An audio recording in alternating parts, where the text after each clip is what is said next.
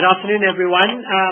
Dr. John Strictly is unable to chair the session, and I've been asked to do so. I am Dr. Demetrius Tavares. I am clinical advisor for Cancer Care Ontario's Stage Pass project, and I'm also one of the Ontario representatives of the National Pathology Standards Committee of the CPAC.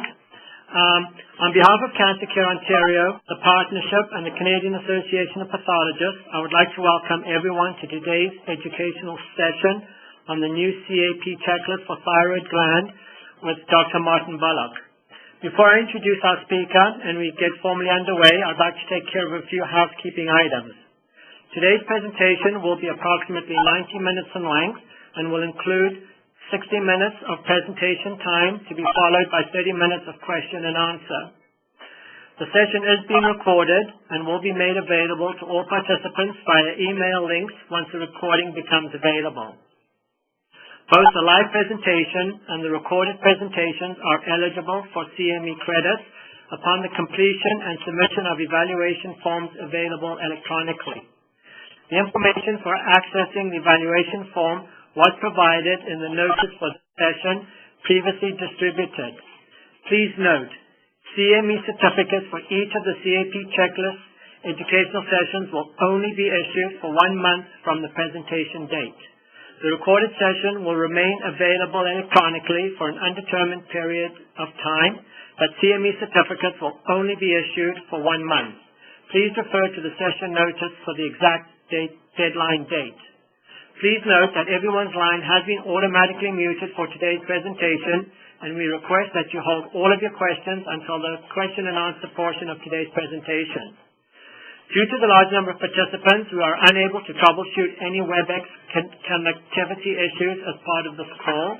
If you are having difficulties accessing the WebEx portion of this teleconference, please call the WebEx support line at 1-866-229-3239. I'll just repeat that number, 1-866-229-3239. During the question and answer portion of today's presentation, I would ask that you use the chat session of WebEx to pose your question. For instructions on how to use the WebEx chat window, please refer to the documentation previously distributed. You're welcome to forward your questions anytime during the presentation using the chat feature. In order to avoid question collisions, I will pose the submitted questions on your behalf as long as time permits and in the order in which here.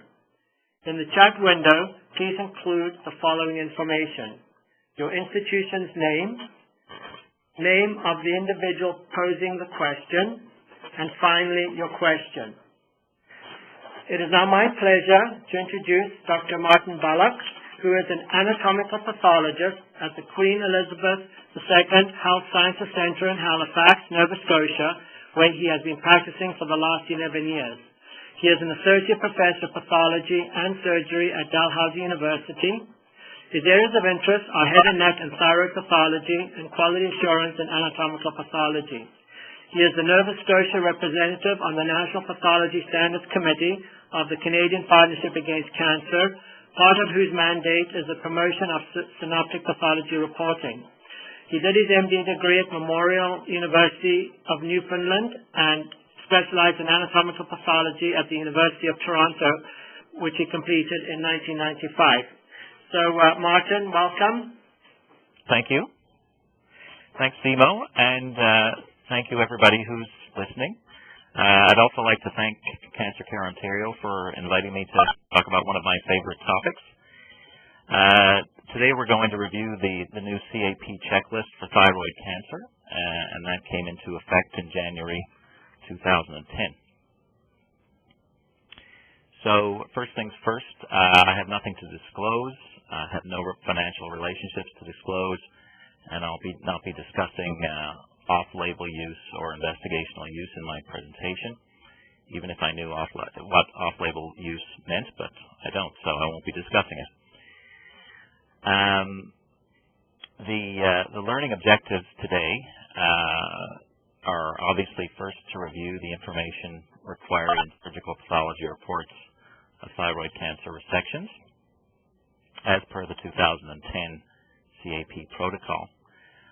We'll also be delving into some other areas, including some of the criteria used for correct classification of papillary thyroid cancer, which sometimes creates a little bit of confusion.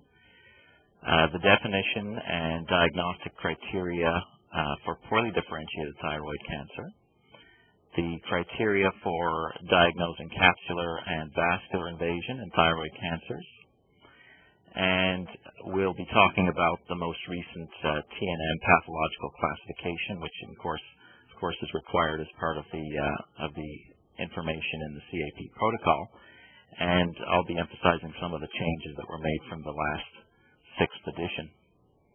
And I'll also be talking about the definition and role of central compartment neck dissection in the treatment of thyroid cancer, which is becoming much more common now. Certainly at my institution, it's quite common. So first things first, I'll be going through the protocol piece by piece.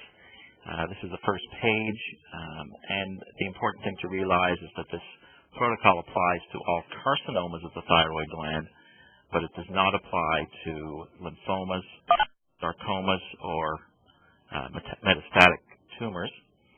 It became effective in January 2010, and the checklist was authored by 11 endocrine and head and neck pathologists, mostly from the United States.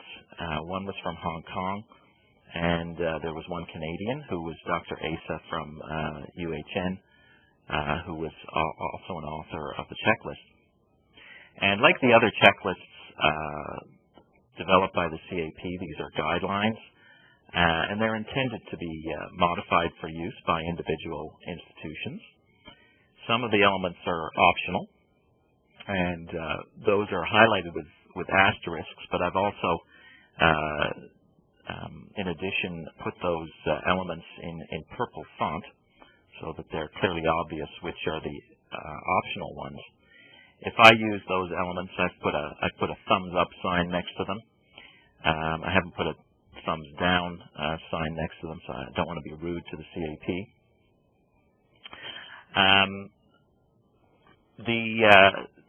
The guidelines state that really these apply to the protocol should be used for all carcinomas, including microcarcinomas. So that would include tumors that are less than a centimeter and detected incidentally. And the reasoning is to ensure documentation by tumor registries and provide appropriate follow-up regarding the biological nature of those tumors. And what this means actually is that the protocol ends up being used quite frequently. I would estimate that I find papillary microcarcinomas in about 20% of my thyroidectomies for benign nodules.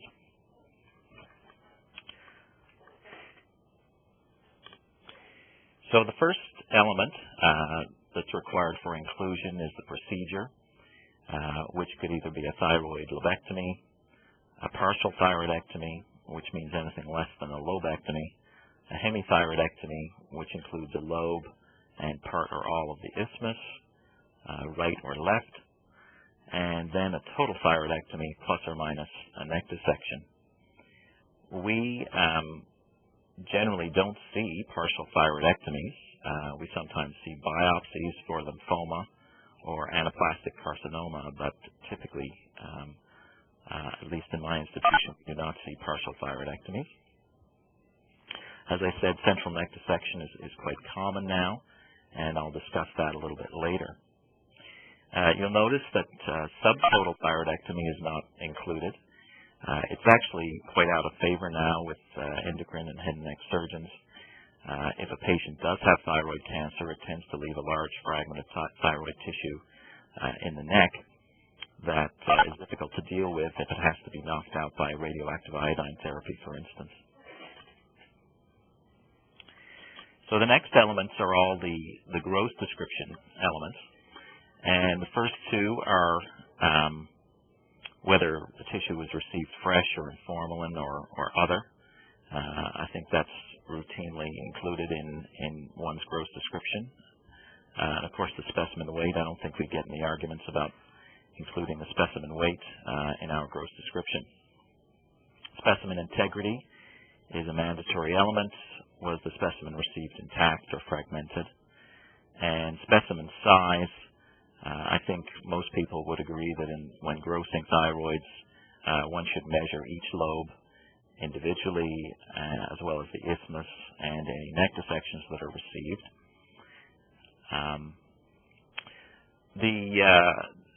The protocol doesn't go into suggestions for grossing guidelines. I thought I'd mention that very briefly.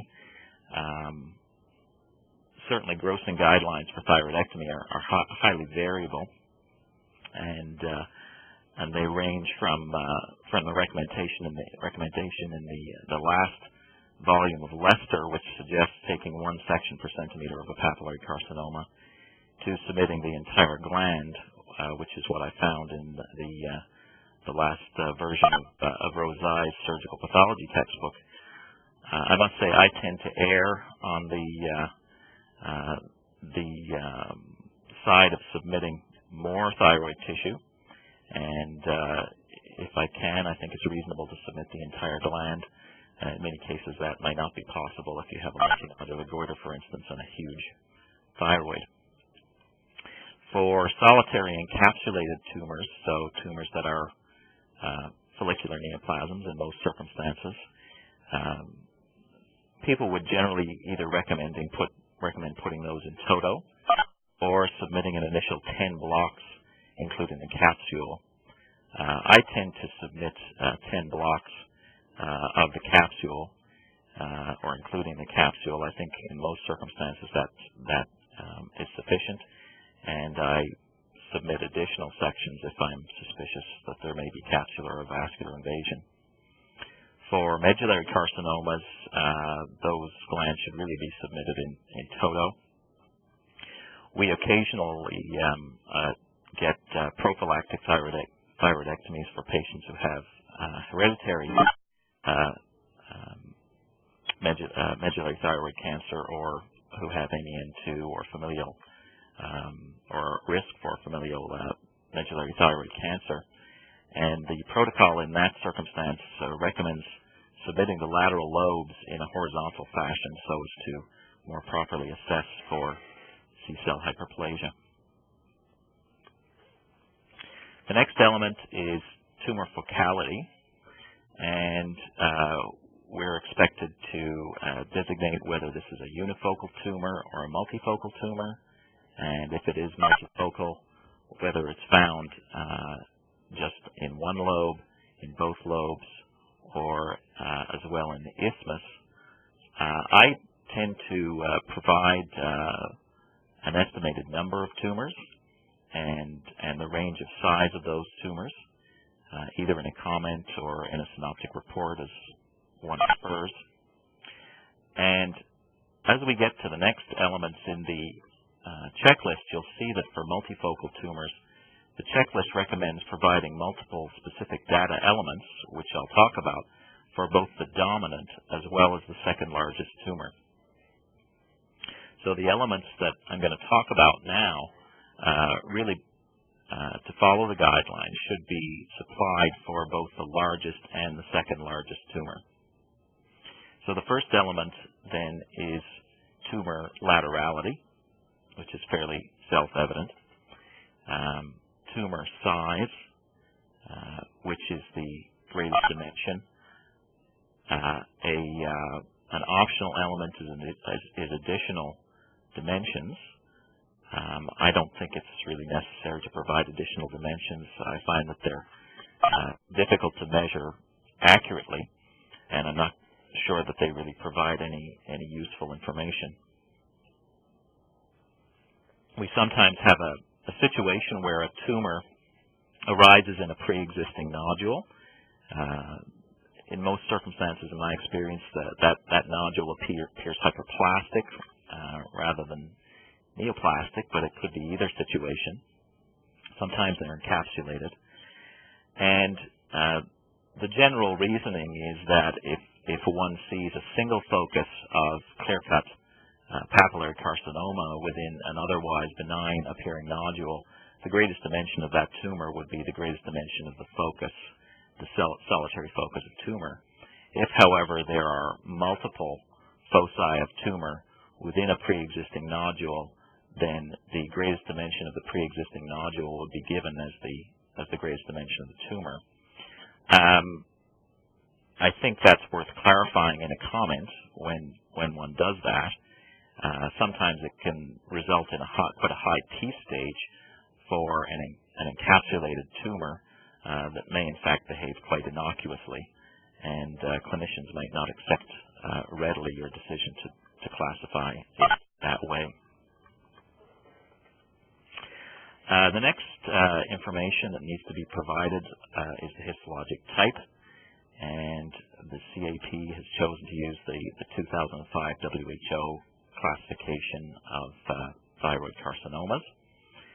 If it's a papillary carcinoma, you can see that there is the usual or classical variant type, as well as 11 variants of papillary carcinoma, and these are given, it looks like, in alphabetical order rather than in the order of frequency that one finds them. I've highlighted or put in black font microcarcinomas just to specify that microcarcinomas are defined as foci of papillary carcinoma that are less than 1 centimeter in greatest dimension, although they're often much smaller, sometimes sub-millimeter. And strictly speaking, for the WHO criteria, they have to be incidentally discovered. Although, with improved imaging, we are seeing more clinically detected sub-centimeter tumors. So not all of them are incidental, and there is some debate about this as to what exactly should be considered a microcarcinoma. Strictly speaking, though, it should be incidentally discovered. The reasoning behind specifying them as microcarcinomas, they can be managed by lobectomy or hemithyroidectomy unless there are other adverse prognostic features. Now, this is an additional element required for papillary carcinomas in this protocol, is that for papillary carcinomas, it's required that the architecture and the cytomorphology of the papillary carcinoma is given in addition to the variant. And I was a bit nonplussed by this at first. And the explanation that they give is that the elements are required because classification of papillary thyroid carcinoma is predicated on a combination of architectural and cytomorphologic findings. I think one could argue that many carcinomas are based on a combination of architecture and cytomorphologic findings, and so we don't always give those features when we're designating a variant. However, I do think that in some cases it can be quite useful.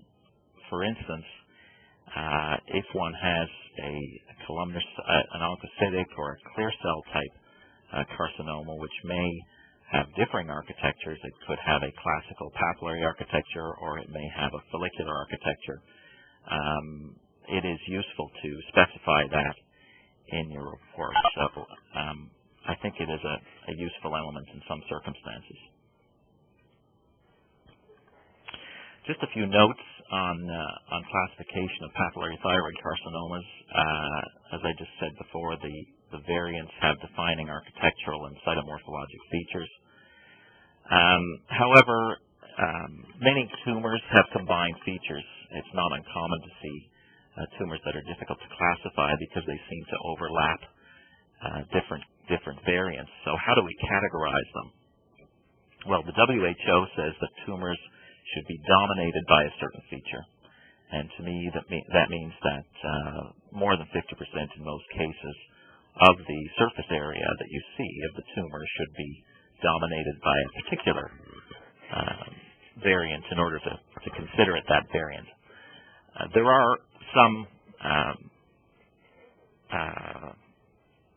subtle,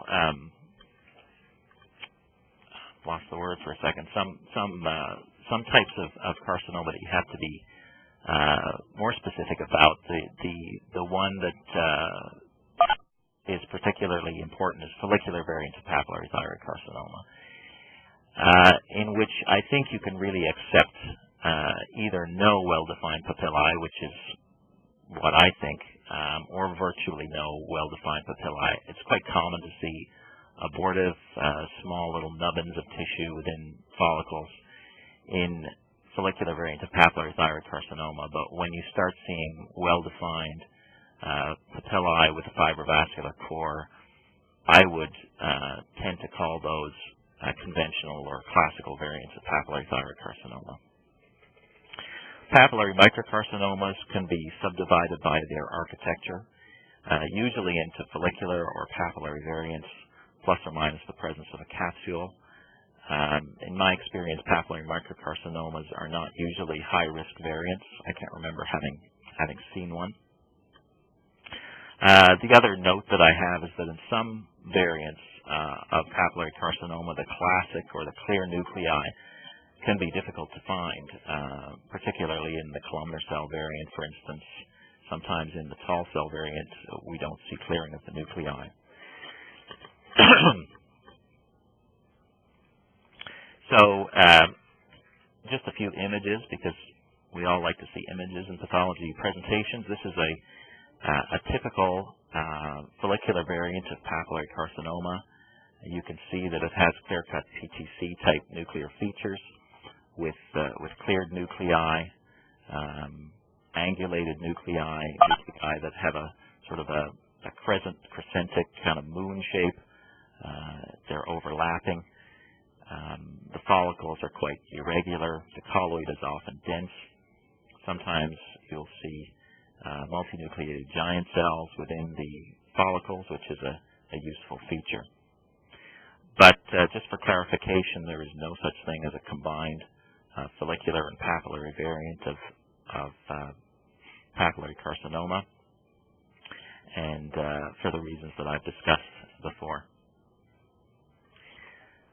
This tumor is a tall cell variant of papillary carcinoma. This type of malignancy typically occurs in older patients. Often those with these cancers will have lymphovascular invasion and extrathyroidal extension. They tend to have a worse prognosis than conventional papillary thyroid carcinoma, and up to 80% of them are associated with mutations of BRAF. And from low power, one will often see these elongated papillae. You can see one in the middle, this very, very elongated papillum with a fibrovascular core. Or sometimes you'll see these elongated cords of cells which are not clearly forming papillae, but that's quite a characteristic low power feature in my experience. At high power, the definition of a tall cell is one that is 3 times taller than it is wide. There's been some debate back and forth about whether or not you could accept 2 times, but I think 2 times taller than wide will probably overcall the tall cell variant. They tend to have these kind of elongated or elongated oval nuclei, often with nuclear grooves that are parallel to the long axis of the cell, and they have fairly abundant eosinophilic, slightly granular apical cytoplasm. But most of these cases will actually include other morphologies, and as per the definition that we were talking about before, you need to have more than 50% of this morphology in order to call it a tall cell tumor. So this is the same tumor that I showed before, and in this area I don't think that you could categorize this as tall cell variant, although there are some cells in some areas where the tumor cells are becoming somewhat tall, like up here and down here. Most of these cells are sort of more epithelioid in shape or cuboidal, although they have unequivocal nuclear features of papillary carcinoma. So I would consider this to be conventional type papillary carcinoma. It does look a little bit eosinophilic, however. Also in this tumor, there were areas that I would consider to be oncocytic. If I do see a tumor in which the tall cell component does not comprise 50% of the tumor, and I think that strictly speaking it needs to be called a usual variant of papillary carcinoma, I will specify in the report that I do see an element of tall cell change, and I would try to give an estimate about how much of the tumor that tall cell component is occupying.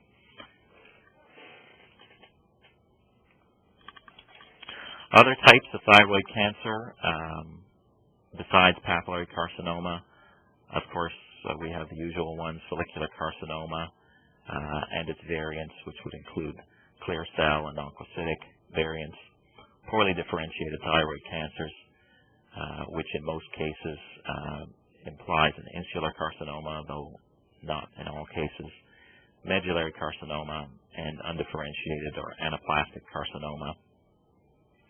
You'll notice that tumors of oncocytic type are considered to be variants of either follicular thyroid cancer or papillary thyroid cancer, not as an independent entity known as Hürthle cell carcinoma.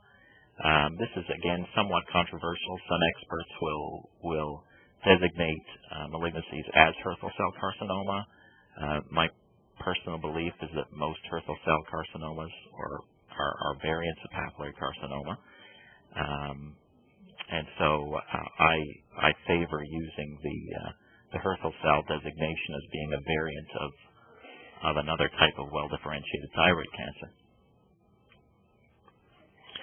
I'll move on now to talk a little bit about poorly differentiated thyroid cancer. The WHO defines this as a follicular cell neoplasm that shows limited evidence of structural follicular differentiation, which really implies the presence of follicles.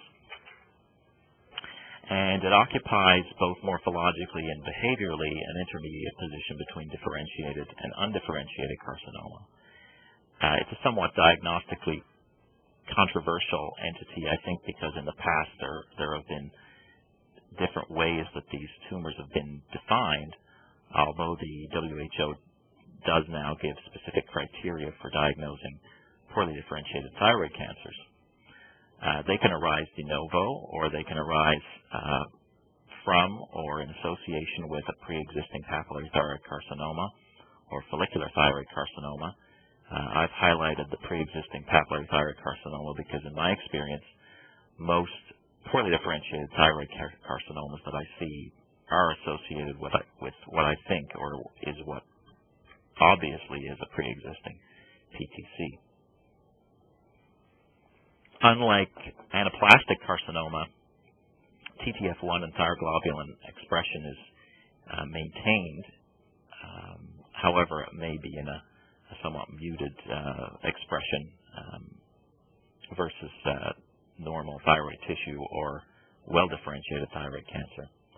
And typically these tumors are widely invasive and angioinvasive, but they can be a small component of a well-differentiated tumor. They are defined on the basis of their cytologic and architectural characteristics. Cytologically, they tend to be highly cellular. The nuclei tend to be crowded, small, and hyperchromatic. And although they'll often show some mild atypias and irregularities, they may show some PTC-like grooves. In some circumstances, they can be rather monomorphic, but they have quite dark nuclei and usually a high NC ratio. They can, in some circumstances, have an oncocytic component or a clear cell component. Architecturally, the commonest pattern that we see is an insular pattern, which I'll show you some images of, or they can have trabecular or solid growth patterns.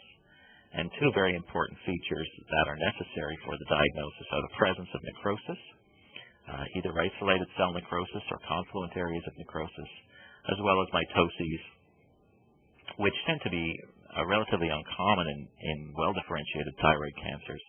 And in poorly differentiated thyroid cancers, we typically see more than 3 per 10 high-power fields in the most mitotically active areas, and they show minimal or no follicle formation. This is a low-power image of a poorly differentiated thyroid cancer, which I had recently. This is the so-called insular pattern, where the tumor is divided into these rounded or somewhat irregularly shaped islands of cells, and often you will also see this artifactual clefting around the periphery of these tumor islands, and you can see even from low power that it's extremely cellular. And when you go down to a higher power image, you can see these very darkly staining nuclei, somewhat irregular in shape. You can imagine that there might be some grooves in some of these nuclei. Although they're not obvious, they don't have that typical clearing that one sees in PTC. There is a small follicle over here on the left-hand side, and you can see a mitotic figure. This is another area of the same tumor, a little bit more oncocytic looking in this case. And in the same tumor as well, in another area, as is typical in my experience of many of these insular carcinomas, you can see other areas that have, to my eye, a more papillary carcinoma appearance. It's clearly forming follicles in this area, and you can see that the nuclei have open chromatin with thicker nuclear membranes, and some of these crowded nuclei along the edge have nuclear grooves and irregularities that to me are indicative of papillary carcinoma.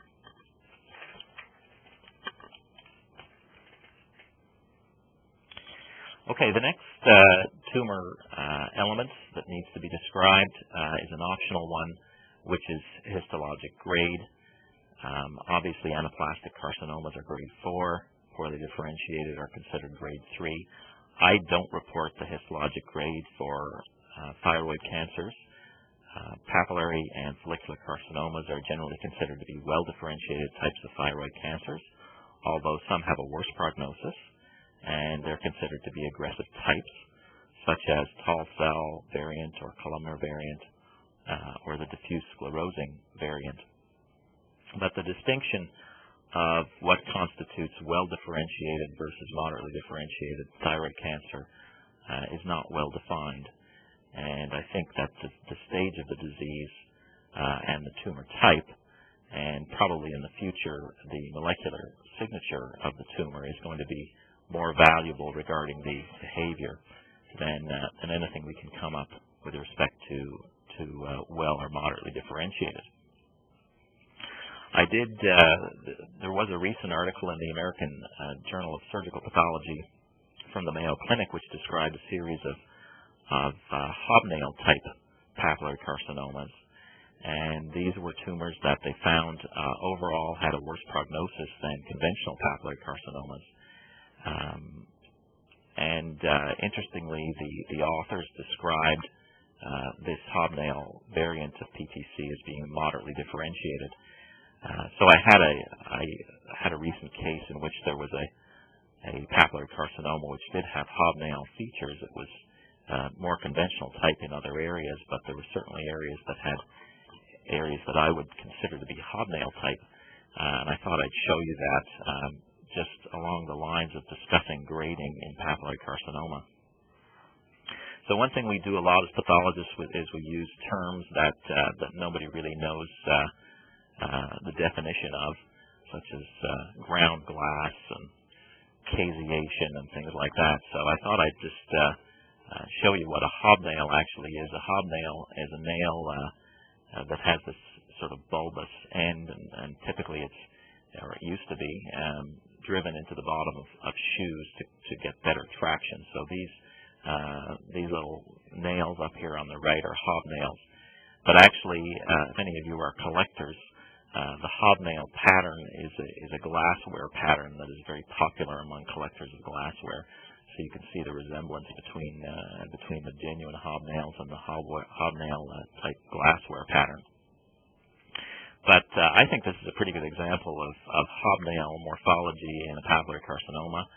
You can see it clearly has papillary architecture with crowded overlapping nuclei.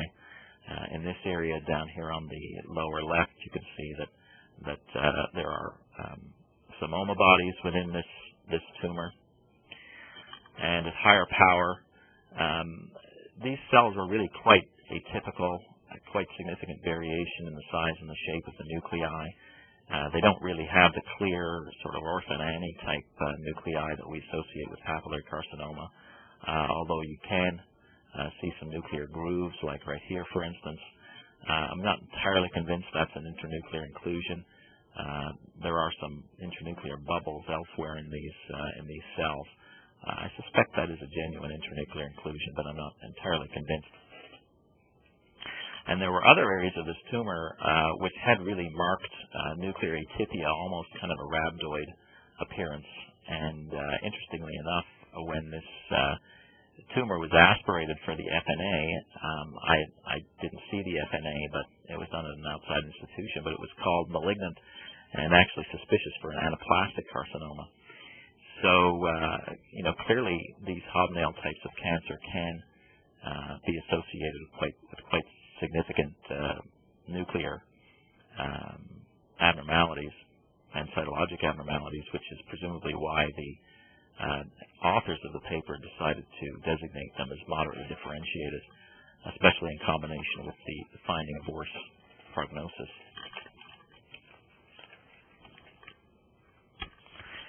The next tumor element is to discuss the margins of the tumor.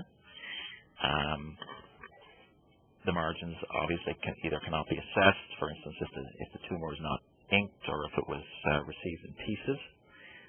Or margins uninvolved by carcinoma, or margins involved by carcinoma.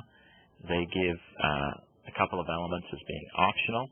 The first one is distance of carcinoma to closest margin.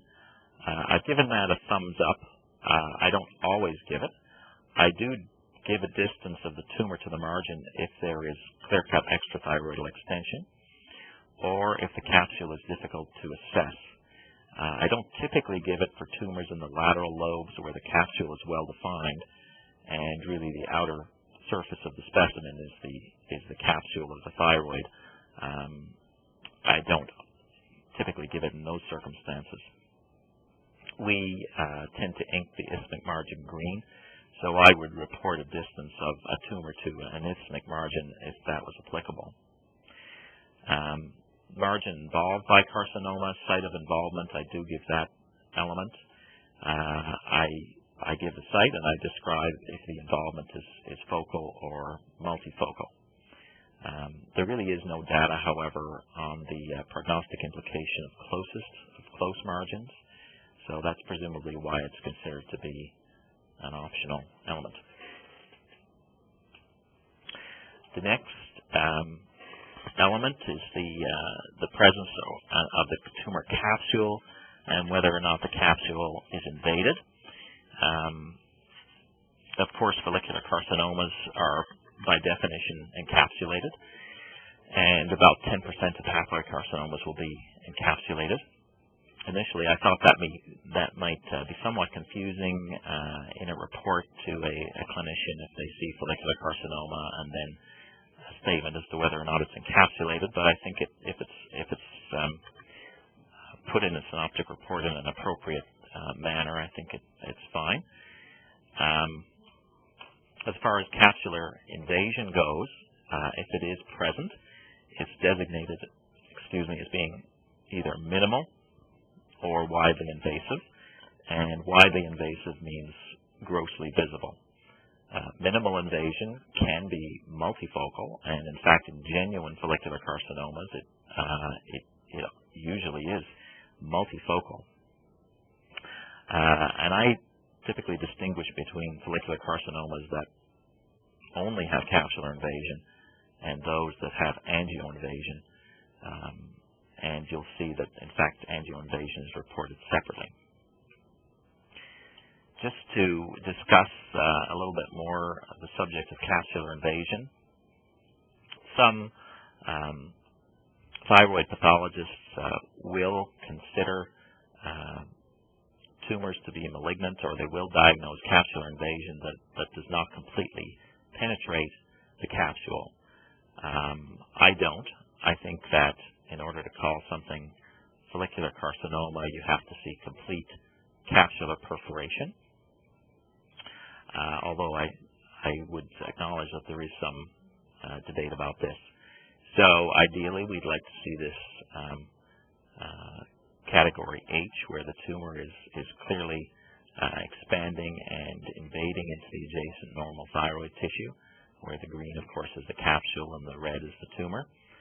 Sometimes it has a more sort of bullet-shaped or mushroom-shaped expansion, sometimes with an associated fibroblastic response. But I think we could accept all of these H, C, and D, as well as E, as being evidence of capsular invasion and therefore malignancy. The E situation, I think you need to be careful sometimes that you don't have an associated microfollicular hyperplastic nodule adjacent to the capsule. In situation E, I will typically do deepers to see if I can establish any continuity between the extracapsular tumor and the intracapsular tumor. Most genuine follicular carcinomas will have more than one focus of capsular invasion, and they tend to have quite a thick capsule.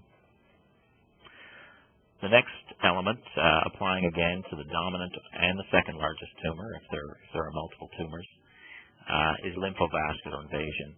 And the AJCC 7th edition has stated that, for any malignancy, it's not possible to accurately distinguish between lymphatics and blood vessels. I think this might be a somewhat controversial topic. I suspect it's the case for small vessels, although I think pathologists would argue about whether or not it's possible to distinguish large vessels from lymphatics. And as far as I can see, they don't really discuss that specifically in the AJCC manual. So as far as lymphovascular invasion goes, again, as is clear from the slide, it's either given as cannot be assessed, not identified, or present. And if it is present, you give a degree of extent, whether it's focal in less than 4 vessels or extensive in 4 or more vessels. And lymphovascular invasion is a controversial topic among pathologists doing thyroid pathology, and it lends itself to some inter-observer variability. I think you have to be conservative in what you call lymphovascular invasion, because it's easy to overcall if you're not strict about how it's diagnosed. So lymphovascular invasion has to involve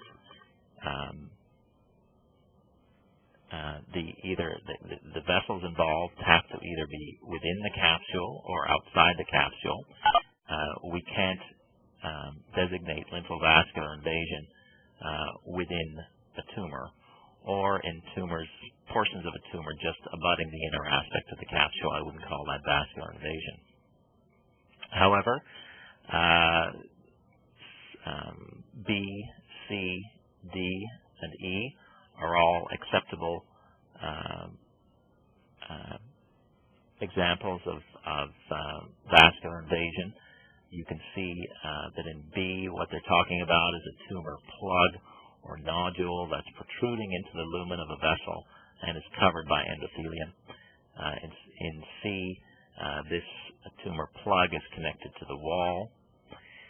In C, the tumor plug or island of tumor is not connected to the wall, nor is it covered by endothelium, but it's associated with fibrin thrombus, and that would be an acceptable tumor for designating it as being vascular invasion. In F, we have just islands of tumor, distributed fragments within the vessel, which is probably just an artifact of sectioning of the tumor. So I've included a few examples from my own cases. I think you could clearly accept this one in the upper left as being an example of lymphovascular invasion. We have a tumor plug which conforms to the shape of the vessel, which is covered by endothelium, so I would certainly accept that. In fact, the upper right and the lower left tumors are the same, and this is actually from a neck mass, not from the thyroid at all. It's metastatic thyroid cancer, and I would certainly accept this tumor plug protruding into this lumen covered by endothelium as being an invasion of, or an example of lymphovascular invasion. This I would not, because we just have an irregular island of rather discohesive-looking tumor cells which are not covered by endothelium and which are not attached to the wall. This case here is an example of a tumor with a capsule of follicular neoplasm. On the right-hand side, we've got the tumor. On the left-hand side, we have the capsule. And you can see tumor that is, I think, covered by endothelium. You can see it at high power that's sort of bulging into the subcapsular zone of the tumor and what looks like a vessel. I would not accept that. The other elements for the dominant or the second tumor are the presence or absence of perineural invasion. I would report that if I see it. And then the next is the presence or absence of extrathyroidal extension, and whether or not that extrathyroidal extension cannot be assessed is not identified. If it's present, is it minimal or extensive? So it's important to realize that the thyroid, especially in some areas of the thyroid, for instance around the isthmus, does not have a well-defined capsule, and it's sometimes difficult to be certain that there is extrathyroidal extension. So they give definitions in the protocol. For minimal extrathyroidal extension, they define it as carcinoma extending into perithyroidal tissues, including adipose tissue, skeletal muscle, or in and around nerves and sizable vessels. And they point out that you can find fat within the thyroid gland or sometimes within thyroid neoplasms, but it's not usually associated with nerves or larger vessels. I think one thing that's useful, I accept fat invasion as being extrathyroidal extension, not just skeletal muscle invasion, particularly when it's associated with a desmoplastic response, and if it seems to extend beyond the plane of the gland, if it is defined. Extensive extrathyroidal extension is a tumor that's clinically identifiable as being extrathyroidal, such as a tumor that extends into the esophagus or large nerves or the trachea. This is just an example of thyroid tissue from the pyramidal lobe, and it's not at all an uncommon situation to see benign thyroid tissue admixed with skeletal muscle, which you can imagine would create some confusion if one had a papillary carcinoma in here. So I just included a couple of things that I would put in the report, not necessarily found in the protocol, but things that I think are useful. First of all, an absolute number of carcinomas, which sometimes has to be estimated just depending on how it's been grossed. A range in the size of the tumor. It doesn't. The protocol doesn't specifically say how to deal with any tumors that have an aggressive histology, which might be smaller than the dominant or the second tumor. In my experience, that's quite uncommon. Also, sometimes you have smaller tumors with adverse prognostic features such as extrathyroidal extension or margin positivity, which is not either the second or the dominant tumor or the second tumor. And I think, of course, you would have to mention that if you saw it. And then the other thing I mentioned before, If I classify a tumor as being, for instance, a conventional papillary thyroid carcinoma, a usual type, but it has an aggressive component in it, such as tall cell or even insular carcinoma, I think it will be important to specify that in the report.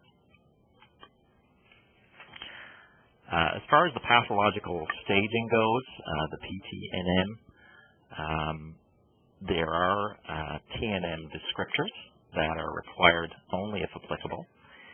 And the first two, solitary and multiple S and M, are suffixes, so they are to be added after the PT designation, for instance, PT2M. I wasn't entirely sure that one has to include the S if it's a solitary tumor, and the general notes section of the AJCC manual states, for identification of special cases of TNM or PTNM classifications, the M suffix and the Y, R, and A prefixes are used. And to me, that means that the M is not really necessary, and I don't use it. I only use the M when I see multiple tumors. The R, Y, and A are prefixes. So, for instance, you would say Y, PT2. R means recurrent after a disease-free interval. Y is for tumors that have had neoadjuvant therapy. And A is a T-stage, which has been determined at autopsy. For multifocal tumors, you use the largest tumor to designate the T category. So as far as the PT staging or category goes, there has been a slight change from the AJCC 6th edition. Tumors that are 2 centimeters or less and confined to the thyroid are considered PT1, but that has been subdivided into PT1A and PT1B, with the PT1A tumors being 1 centimeter or less, and the PT1B being those that are between 1 and 2 centimeters and still confined to the thyroid. PT2 tumors are between 2 and 4 centimeters, limited to the thyroid. PT3 tumors are greater than 4 centimeters, limited to the thyroid, or with minimal extrathyroidal extension, which means extension into the sternothyroid muscle or the perithyroidal soft tissues. And the sternothyroid muscle is that muscle that you take off during an autopsy when you're reflecting back the strap musculature to expose the thyroid. There is no category of PTIS, or in situ carcinoma, in the thyroid gland. The PT4 category is divided into PT4A, which is moderately advanced disease, and PT4B, which is very advanced disease. That's a change from the 6th edition. And in the 6th edition, moderately advanced was called resectable, and very advanced was called unresectable. All anaplastic carcinomas are considered to be T4. The regional lymph nodes are divided into PTNX, cannot be assessed, N0, which is no metastases, and N1A and N1B, depending on the node level that is involved. The number of nodes is not included in the categorization of the N of PN. So the N1A nodes are nodal metastases to level 6, which is also called the central neck, and that includes pretracheal, paratracheal, and prelaryngeal lymph nodes. N1B includes metastases to the cervical lymph nodes, levels 1 through 5, or retropharyngeal or superior mediastinal nodes, which are considered to be level 7. And of course, we have to specify the number examined and the number involved, and I would divide that by the level if I could. So level 6 is the central compartment, and it is bordered superiorly by the hyoid bone, laterally on each side by the carotid arteries, and inferiorly by the innominate artery. So the innominate artery is only found on the right, and the lower border of the left central compartment would be the corresponding axial plane. There's some controversy regarding the inferior border of level 6 versus level 7, but the definition of the innominate artery as being the inferior border is the one that's accepted by the American Thyroid Association. Just to point out, the CAP protocol says the suprasternal notch. The surgeons here in Halifax submit level 6 neck dissections to include nodes down to the innominate artery. And the central neck can be divided into left and right sides. So a right level 6 neck dissection would include the midline nodes, that is prelaryngeal and pretracheal, as well as the left paratracheal lymph nodes, and the same would be said for the right. And optimally, one would hope to find at least 6 nodes in a central neck dissection. Of course, the nodes in a central neck dissection are often open to interpretation. They're often very small, and they may only be found on microscopic examination, and that always leads to some dispute about how many there actually are. This is a diagram showing level 6, or the central compartment. You can see the hyoid bone right here, the prelaryngeal lymph nodes, the pretracheal lymph nodes. Actually, I guess there's a couple down here, and paratracheal lymph nodes. And the superior border of the sternal notch will be here. The innominate artery is about here, so there really isn't much of a difference, I don't think, between these two designations. You can see that there's often some thymus extending up into the cervical neck, and we often do receive thymic tissue as part of these level 6 neck dissections. Sometimes what are labeled as central neck dissections may include retropharyngeal or genuine superior mediastinal nodes, that is, ones that are inferior to the innominate artery, and strictly speaking, that would make them level N1B. So labeling is very important, and ideally, if there are nodes from another level submitted, they should be submitted separately from the central neck. And in case there are any Grateful Dead fans around, this is not Jerry Garcia, awoken from the dead. This is actually somebody called Juan Garcia, who is an expert medical artist. All right, so moving on a little bit more with central neck dissection.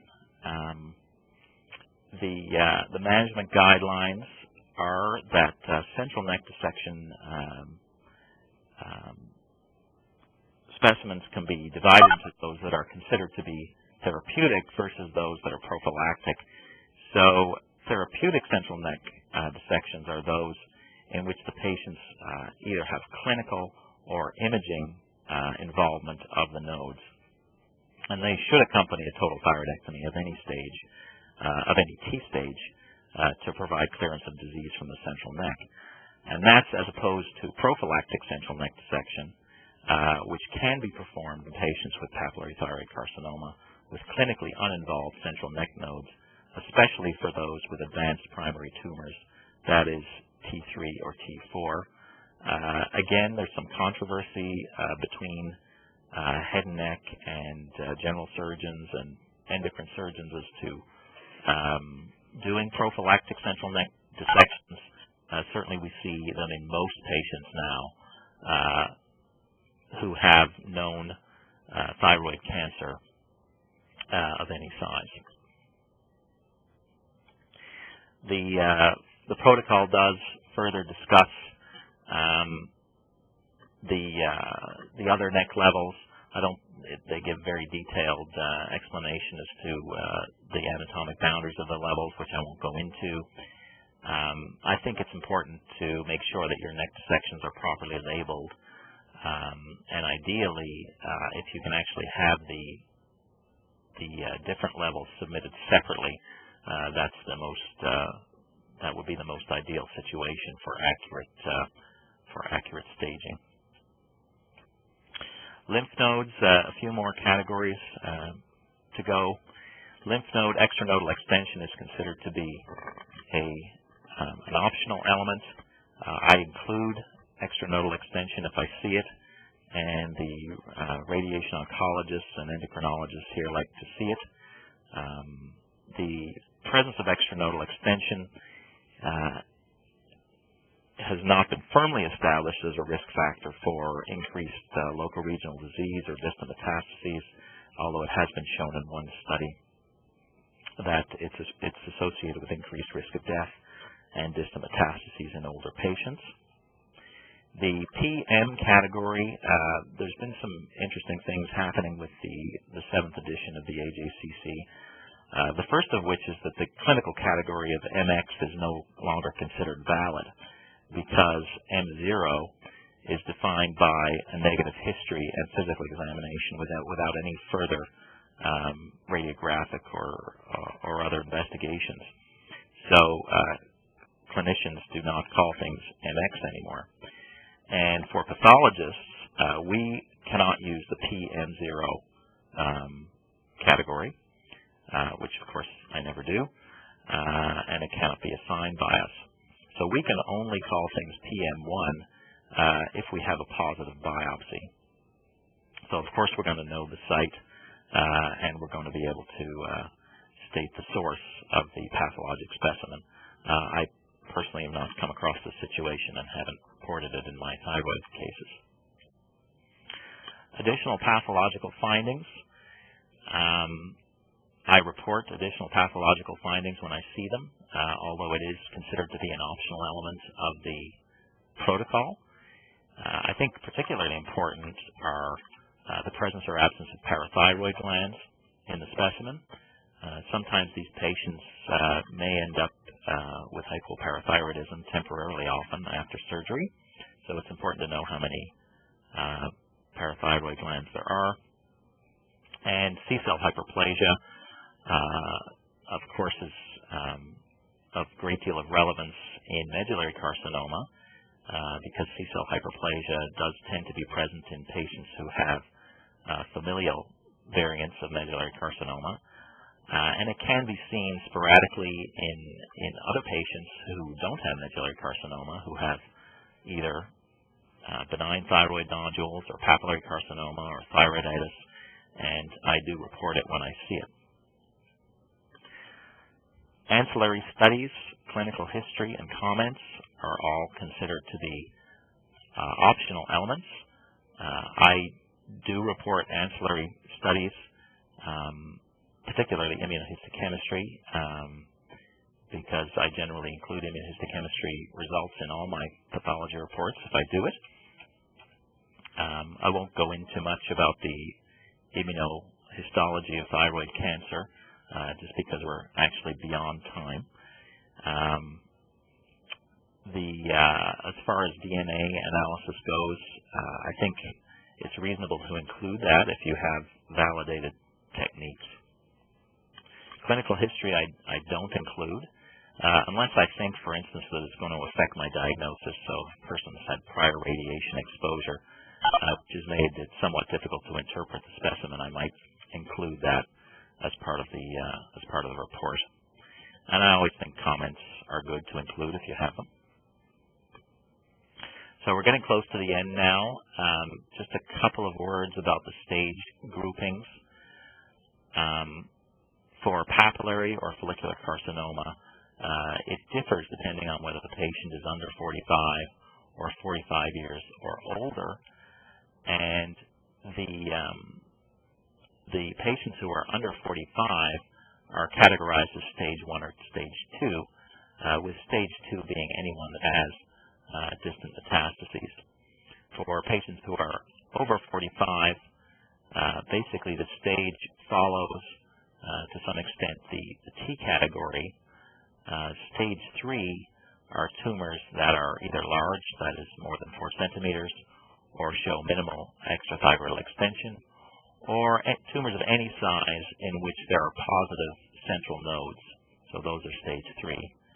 And stage 4 tumors are those patients who have either moderately or severely advanced local disease, or tumor that involves the lateral lymph nodes, or tumor that involves, or patients that have distant metastases.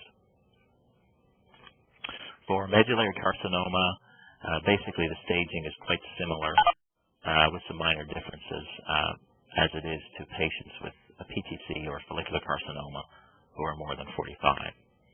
And as I mentioned before, all undifferentiated anaplastic carcinomas are considered T4, and they're also considered stage 4. So that draws the review to a close.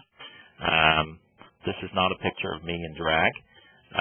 It's actually a picture of a little orphan Annie who is, of course, familiar to all thyroid pathologists. So if there are questions, I'd be happy to take them now. Thanks very much, Martin. No one has submitted any questions as of now, so just to let people know to please submit their questions through the chat window, and to please include the institution's name, the name of the individual posing the question, and finally the question. In the meantime, I've got a couple of questions, Martin. In your institution, do you find the lymphadenectomies are done at the time of thyroidectomies sort of consistently? Because at our site, we tend to just get either the thyroidectomy or the lobectomy, and the lymph nodes just tend to be incidental findings in the perithyroidal tissue. So is that an issue from a surgical oncological perspective, that lymphadenectomies may not be being done as much as they should be? Or is it a second procedure? I think the answer you get would vary by the surgeon that's doing them. Most of the thyroid surgery, I would say 95% of it here, is done by our head and neck surgeons, and they tend to frequently do central neck dissections, formal level 6 neck dissections. And these dissections are not just cherry picking of individual nodes or other nodes that come out in continuity with the gland. They're actually done as a planned central neck dissection, and I find they're doing them for advanced disease like a T3 or T4 tumor, but in fact a couple of them tend to do these central neck dissections for smaller tumors as well, if it's known to be papillary carcinoma. If it's a diagnostic lobectomy or hemithyroidectomy, we don't usually receive a central neck dissection, although we might, especially if there's been a positive or a suspicious FNA. We tend to get a lot of them, and not all of those cases with central neck dissections actually turn out to be carcinomas. But I think general surgeons would, in my experience and my understanding of what happens here anyway, is that general surgeons tend to be a little bit less aggressive with removing the central neck. Okay. And we haven't implemented the new thyroid checklist, but when you do report the dominant and the second tumor nodule, so is there room in the checklist for the dominant and the second, or do you have to? How do you deal with the second tumor?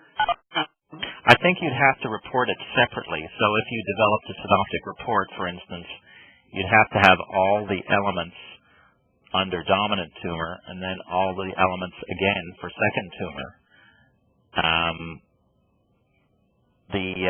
We don't use the electronic versions of the CAP checklist, so I haven't actually seen how those are presented to us. We make our checklists, ad hoc. So you'd have to build it so that you can include the elements for the first and the second tumor. Okay, so that's something we should look out for.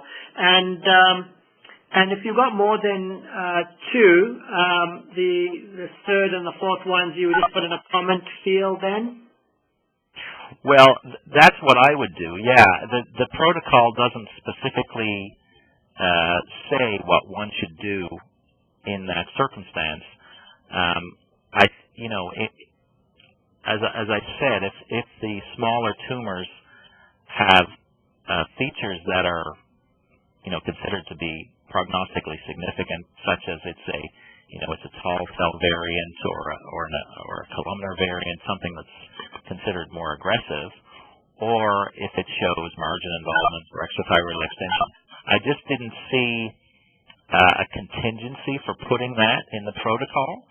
And, maybe there is one that I haven't recognized, but it just seemed to me that the protocol only addressed all the elements for the dominant and second tumor. And I could see a situation in which you have 4 tumors, the third largest of which happens to be at the margin. And I think you have to put that in a comment. I don't know how else you would convey that information. Okay. Thanks, Martin. Well, we haven't received any questions through the chat box.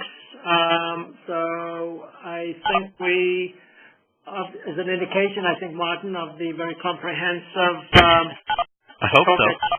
that you've given. So on behalf of Cancer Care Ontario and the Partnership and the Canadian Association of Pathologists, I would like to thank you, Martin, for a truly comprehensive, informative. We do have a question, so I will take that. Okay, it's just coming through now. I think this is a repeat of our last one. I think just as John was trying to sign off, okay. People were asking their questions.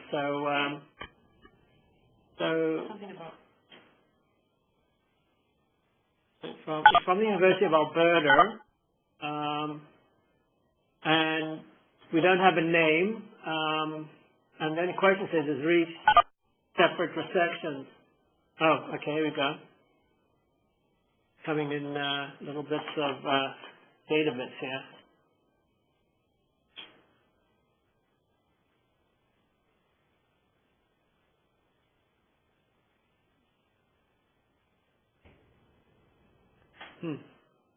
Seems to be.